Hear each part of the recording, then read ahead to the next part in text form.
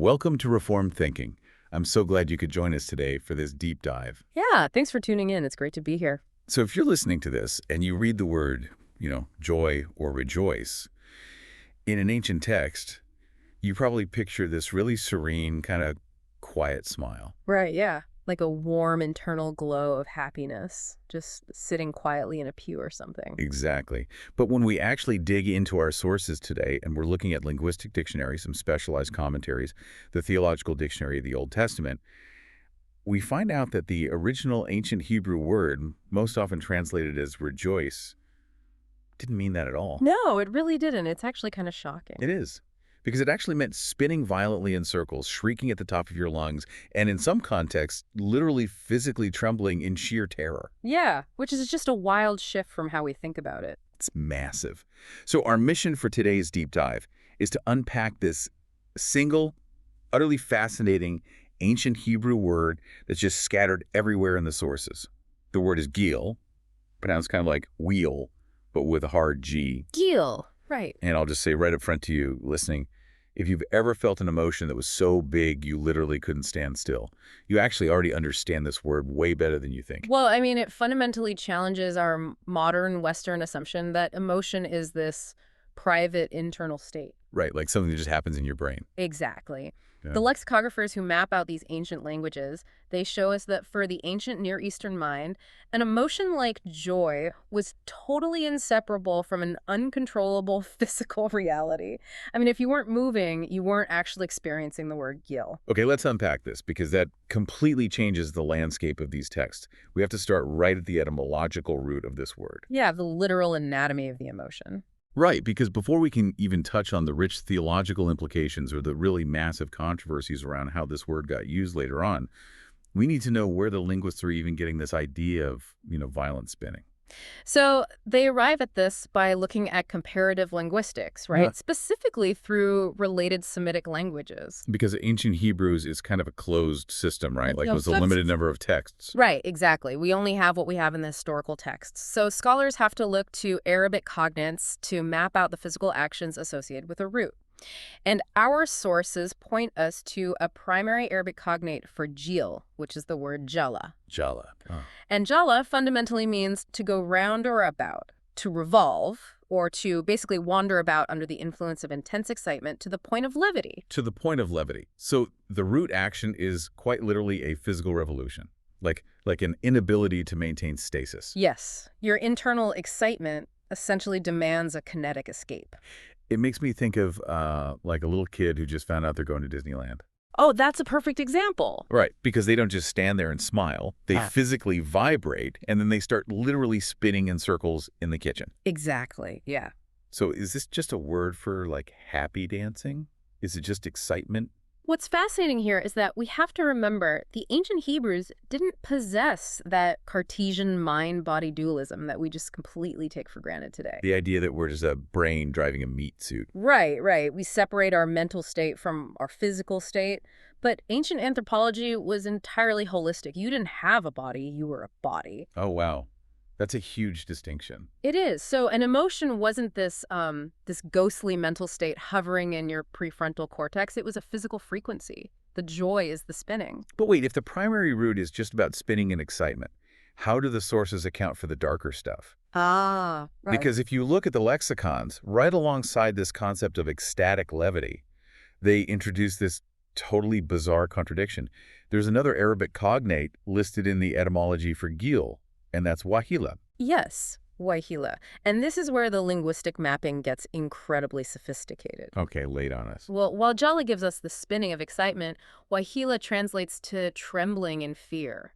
It implies a shuddering, like a sudden physical instability brought on by terror or awe. Okay, but that seems like a complete fracture in the meaning.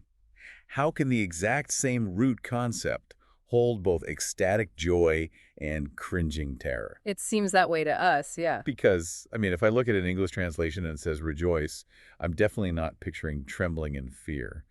Are the sources basically suggesting that the English translators just got it wrong? They're suggesting that English just doesn't have a word that encompasses the physiological mechanism of extreme emotion. Oh, I see. Yeah, the core idea of gil isn't happiness versus sadness. The core idea is a sudden, overwhelming encounter with something so massive that it completely bypasses your brain's regulatory system. Oh, wow. So your sympathetic nervous system just entirely takes over. Exactly. Whether you're suddenly confronted with, say, an ecstatic, life-saving deliverance, or a terrifying, awe-inspiring display of power, the physiological response is identical. Your body loses the ability to remain still. You shudder. You shake. You vibrate. Yeah. You are involuntarily moved, like the emotion is quite literally moving you. Yes. It's a physiological revolution. And understanding this dual nature, the spinning of joy and the trembling of fear, it actually solves one of the most famous translation puzzles in the ancient texts. Oh, right, Psalm 2. Right, Psalm 2, verse 11. There's this phrase that has confused Western readers for centuries. The traditional English translation usually renders it, rejoice with trembling. Which to a modern ear just sounds like a total oxymoron. It's completely contradictory. It does, yeah, because we assume rejoice means a mild state of happiness. Yeah. But the Hebrew word there is gil. So what are the linguists in our sources saying about that? Well, some argue that because of this physical root and the context of the verse, which is about standing before a sovereign power, it should probably be rendered as tremble with fear or shudder in awe. That makes a lot of sense. But even if you keep the word rejoice, the underlying meaning remains exactly the same. It means let your encounter with this divine reality produce a physical shockwave in your body. That is incredible. And you know, that makes perfect sense of Hosea 10.5 as well, which the dictionaries really highlight. Oh yeah, the idle verse? Right, you have scholars who are deeply divided on that verse. Some read the use of gil there as rejoicing, while others insist the context demands mourning or wailing in fear over the loss of an idol. Right, because their idol is being taken away. Exactly. But if gil is simply the physical reality of a body overwhelmed by an uncontrollable emotional spasm, then it doesn't matter. The weeping, the spinning, the loud cries, they're all the same bodily reality. They're just painted with different contextual colors. That's a great way to put it. And, you know, we should point out that this isn't some late evolved usage of the word either. It's old. Very old. The sources make a point to note that gil is overwhelmingly pre-exilic. It occurs 19 times in the Psalms alone, and 45 times total as a verb across the Hebrew texts. Wow, 45 times. Yeah, and it's heavily concentrated in the poetic and prophetic literature, which is exactly where you'd expect to find language designed for intense, unfiltered human expression. Right, where they're not holding back. So we've established that gil is this intensely physical, kinetic reality. It's a spinning and a shuddering. But to really grasp how Hebrew society categorized this, we have to contrast it with the rest of their vocabulary for happiness. Right? Yeah, we have to look at the semantic field. Because our sources map out a much richer semantic field for joy than we have in modern English. Like, we just flatten everything. We really do. I say I'm happy about a good cup of coffee, and I'm happy my sister just had a baby. It's the same word. But the ancient text pairs gil with a very specific cluster of words. Yeah, the clustering is vital for understanding the nuance here. So gil is frequently used in parallel with words like shuf, Samach, right? right, shum, which Yeah. is a broader, more general term for being glad. And it's also paired with shush, which means to exult.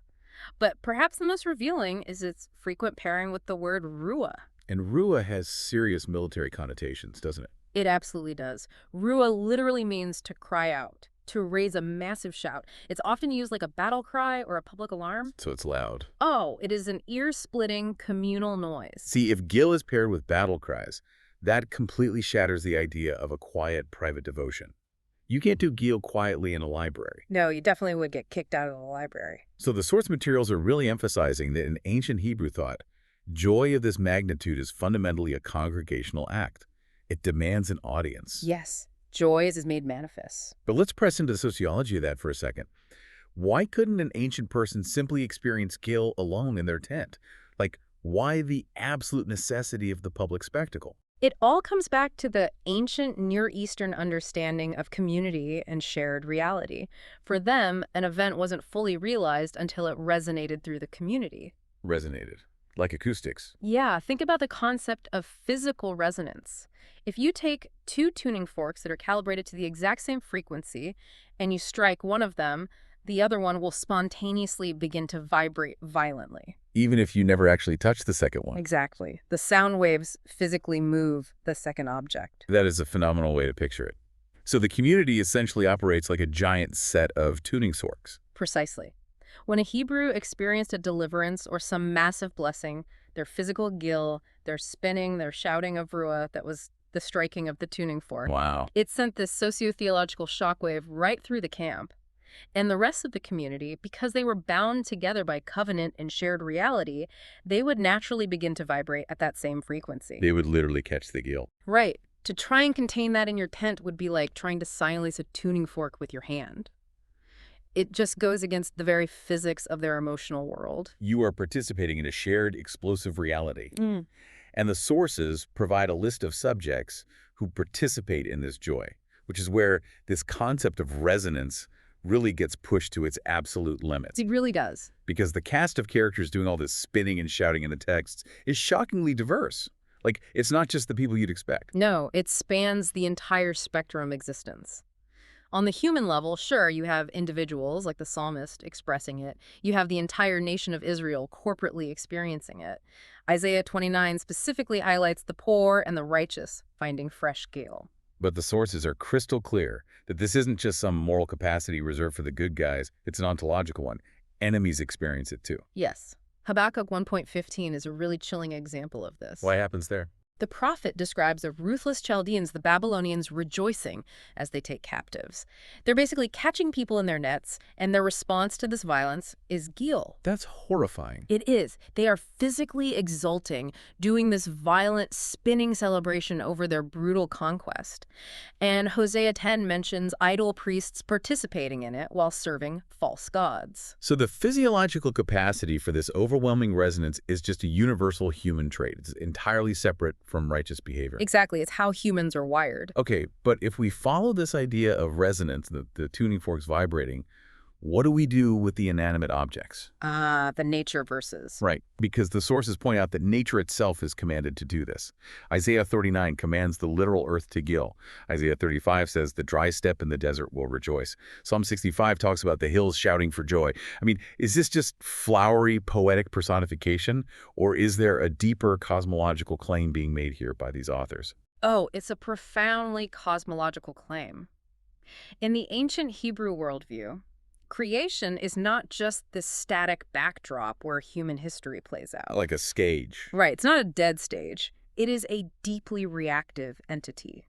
When the creator acts in history, when a massive redemptive event occurs, the sheer weight of that action strikes the tuning fork so hard that a mere human response is inadequate. The frequency is too low for just people to carry it. Exactly. The very fabric of creation, the tectonic plates, the arid deserts, the mountains, has to vibrate and spin in response. The geography itself becomes saturated with the physical manifestation of joy. It's like being in a stadium when the crowd does the wave, right? It's so infectious and massive that even the concrete bleachers seem to be physically moving with the noise. That's a great analogy, yeah. But that forces us into the most difficult theological corner of this entire deep dive. And I want to push back aggressively on one of the subjects listed in our sources because it seems to completely contradict everything we know about classical theology. I think I know which verse you're heading toward. Zephaniah chapter 3, verse 17. The text explicitly states that God himself will rejoice over his people with shouts of joy. And the word used for his rejoicing is gil. Yeah, it is a text that has made many theologians profoundly uncomfortable for a very long time. As it should. I mean, if we're sitting here saying that gil means an uncontrollable physical spasm, an emotion that bypasses the regulatory system and causes violent spinning and trembling, how on earth can a sovereign, omniscient, unchanging God experience that? Right. Doesn't attributing an involuntary emotional spasm to the Creator completely undermine the idea of divine stability? We usually picture the ancient God as the unmoved mover, entirely sovereign and completely stoic. Well, if we connect this to the bigger picture, this is the exact tension where Hebrew thought collides with Greek philosophy. Okay, explain that. So the Greek philosophical tradition, which heavily influenced later Western theology, it really prioritized immutability. The idea that perfection means being completely incapable of being moved or changed by an outside force. Right, because if something can change you, it's more powerful than you. Exactly. Passions, in the Greek mind, were seen as a weakness, a state of being acted upon. Therefore, a perfect God must be entirely impassible, completely devoid of emotional fluctuation. He cannot be a tuning fork that is struck by a human action. Precisely.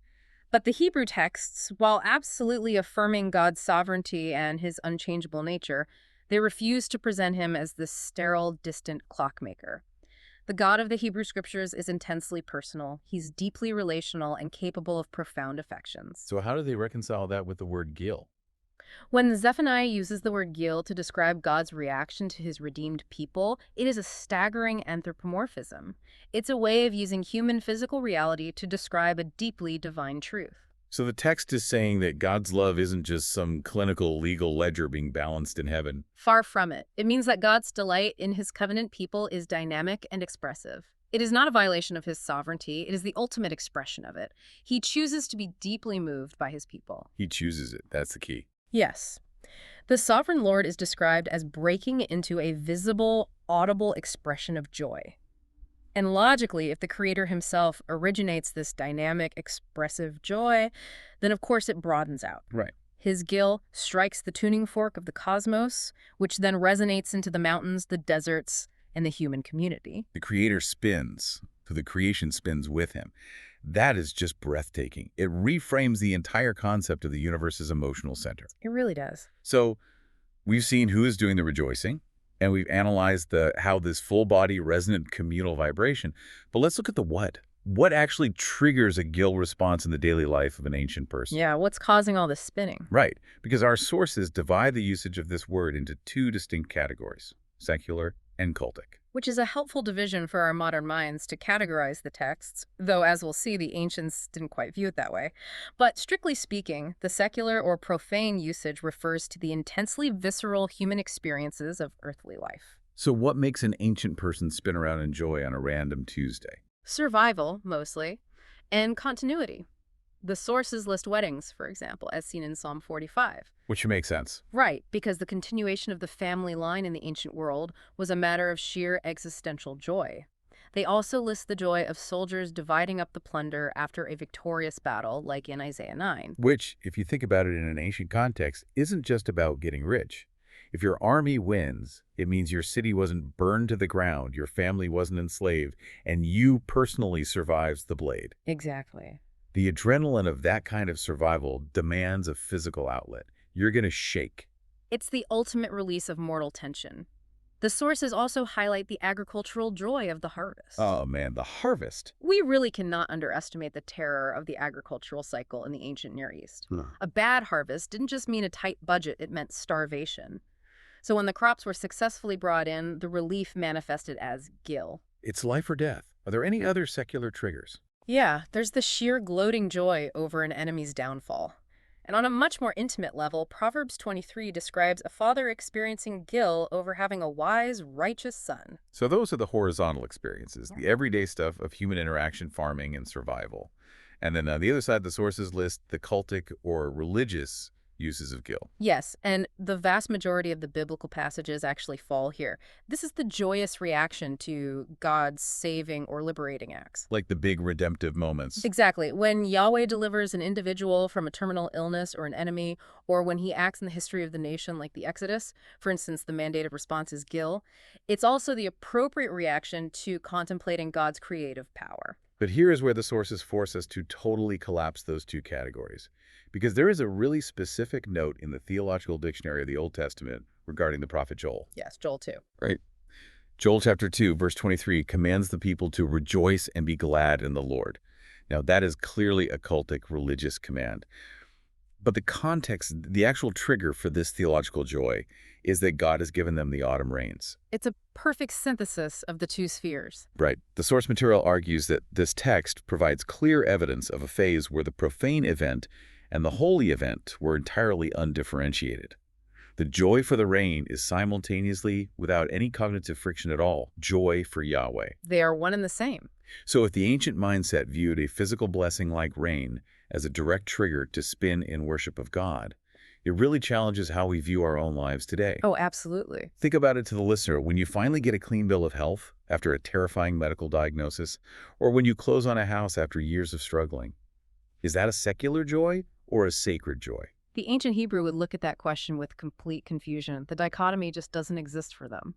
Because Gil refuses to let you separate everyday providence from divine action. We modern people, we go to the grocery store, we buy bread, and we feel this vague secular satisfaction that we have food. Right. But the ancient person watched the rain fall in the dirt and saw the immediate, sovereign governance of God keeping them alive for another year. The physical rain was a deeply theological event. This holistic theology is beautiful, but, and this is crucial, it is precisely this lack of separation between agriculture and theology that sets up the massive controversy we find in the prophetic books. Here's where it gets really interesting. Because if you view the rain as a divine event that triggers ecstatic spinning, what happens when you run into neighboring cultures who are doing the exact same spinning, but they are doing it to summon the rain gods instead? Right. This brings us to the dark side of Gil. Because as powerful as this resonant physical joy is, it's highly susceptible to being hijacked. Our sources reveal that Gil was actually a technical term used in the Canaanite fertility cults, the agrarian pagan religions that were surrounding Israel. Yes. In the worship of gods like Baal, Gil wasn't just a spontaneous reaction to a blessing. It was a highly orchestrated ritual. It referred to an ecstatic, completely uninhibited, Dionysian-style frenzy. Okay, let's unpack the sociology and theology of Baal worship for a second to understand why this was so incredibly dangerous. What was the actual purpose of this frenzy? It was sympathetic magic. Sympathetic magic. Yeah. The Canaanite theology believed that Baal, who was the storm god, had to be either awakened or sexually stimulated to release the rains and fertilize the earth. Okay. So the worshippers believed that if they enacted a physical frenzy, spinning, shrieking, cutting themselves, engaging in cultic prostitution, the sheer kinetic and sexual energy of the human community would basically compel the god to act. It was a manipulative technique. Exactly. They were forcing the divine hand. So they weren't responding to a deliverance. They were trying to manufacture one. And this leads us to a blistering, truly shocking verse in the book of Hosea. Hosea chapter 9, verse 1. Yeah, this is a heavy one. The prophet issues a direct command to the people of Israel. He says, "Do not rejoice, Israel. Do not exult like the nations, for you are unfaithful to your God." And he literally uses the word Gil.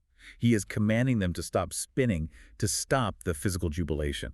The commentary provided in our sources by the scholar H.W. Wolf zeroes in really heavily on this exact text. Wolf notes that this is the first time in the biblical record we see this word pair used in such a specific, critical way. Hosea is weaponizing their own vocabulary against them. But logically, why is Hosea so violently opposed to this? I mean, we just established that the Psalms are full of commands to do exactly this. God himself does it in Zephaniah. Is Hosea saying the physical act of jumping and shouting is inherently sinful now? Not at all. As Wolf points out, cultic jubilation, the physical expression of religious ecstasy, is common to almost all religions across human history. Right, it's just human biology. Exactly. The neurochemistry of an ecstatic state is a human constant. The problem isn't the volume, and it isn't the physical kinetic energy. Hosea rejects Israel's joy because it has become completely unmoored from the historical, redemptive acts of Yahweh. They detached the emotion from the truth. Precisely.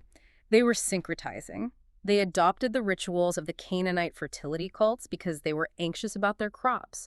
They stopped viewing God as the sovereign covenant Lord who rescued them from Egypt, and they started treating him like a local nature deity who needed to be manipulated with ecstatic techniques. They were just chasing the high of the ritual. Yes. They wanted the dopamine rush of the spinning, the catharsis of the screaming, but they stripped it of its theological foundation. They replaced covenantal response with sympathetic magic. And, that distinction is razor thin but completely devastating. It really makes you realize how easily worship can devolve into idolatry. It's a very fine line. It's not about changing the name of the God you're praising. It's about changing the object of your affection from the giver to the neurochemical experience itself. Yeah. You want the tremor, you want the Gil, but you don't want the demands of the covenant. Which is, when you think about it, the ultimate form of spiritual narcissism. Wow, yeah. You are using the divine as a vending machine for your own emotional catharsis. Hosea's warning is that joy without historical truth is just pagan noise. Pagan noise. The Theological Dictionary really emphasizes this. Legitimate Gil in the biblical text is almost exclusively a reaction to a specific historical event, to a saving or liberating act of God.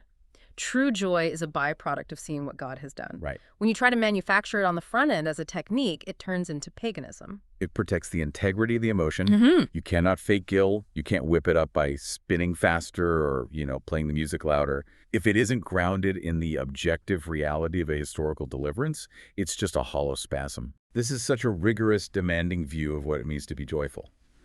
But we have one final, incredibly strange twist in the source material to explore. Yes, the noun.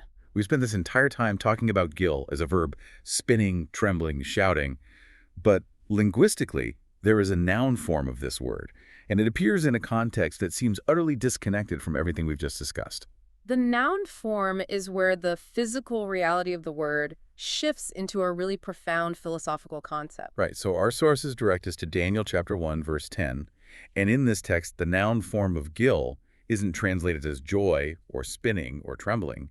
The dictionaries tell us it translates to a circle, an age, a stage of life, or a generation of contemporaries. Which sounds totally unrelated. How does a word for an uncontrollable physical emotional spasm morph into a word for a demographic cohort?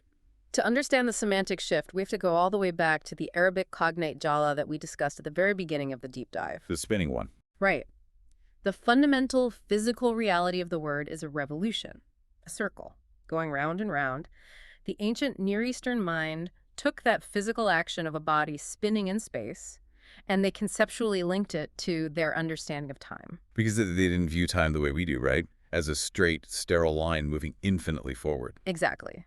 Modern cultures tend to view time chronologically and linearly, just A to B to C. But the ancient agrarian mindset viewed time cyclically. The seasons go round, the agricultural festivals revolve, the years circle back on themselves. As all circles. Yes. And the revolution of a physical body in a state of joy becomes the perfect metaphor for the revolution of time itself. The spinning body becomes the spinning wheel of history. Yes. Therefore, your circle, your noun form gil, is the specific group of people who are spinning through the cycle of time at the exact same pace you are. They are the people born in the same epoch, experiencing the same historical events, facing the same existential threats. They are your generation. That is just staggering linguistic poetry. And the sources confirm this by citing a later Talmudic usage of the noun form. The text mentions, "a man born in the same hour and with the same star as I." Oh, yeah. It explicitly ties the concept of your generation to the people inside your specific turning circle of time, the people spinning alongside you. It reveals a deeply interconnected view of human existence. I mean, you aren't just an isolated individual floating down a river of time all by yourself. Right. You are part of a cohort, caught up in the great revolution of God's sovereign history, meant to experience the resonance of life together. It's as if joy and time are woven from the exact same fabric in the ancient Hebrew mind. Like, to live through an age, to revolve through time with your generation, is meant to be a dynamic, participatory experience. You're supposed to be striking the tuning forks together as you move through history. It completely redefines what it means to belong to a generation. It really does. We have covered immense ground today in our sources. Let's just trace the full arc of this single word gil for a second.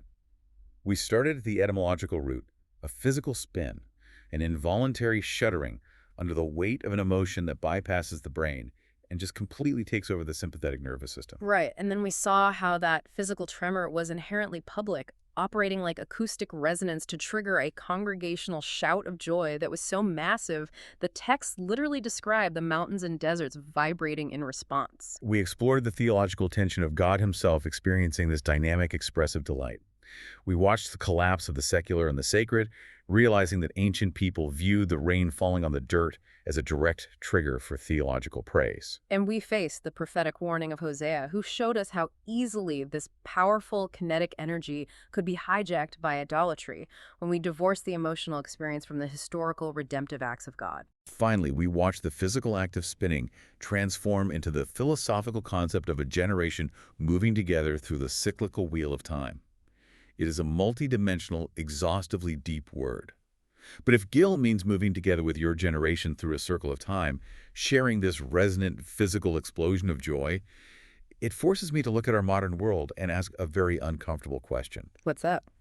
Well, we live in an era defined by an absolute epidemic of loneliness and isolation. We have entirely internalized our emotions. We pride ourselves on remaining stoic, keeping our gratitude locked in our heads, and treating our joy as a private, heavily guarded possession. But if true, biblical joy was designed to be a visible, spinning, resonant act that literally moved the people around you. What is our modern isolation actually costing us? When we refuse to strike the tuning fork, do we just silence the community? Or do we slowly kill our own ability to feel the music? If Gil requires a generation spinning together, perhaps the reason we feel so disconnected from our time is because we have simply stopped moving.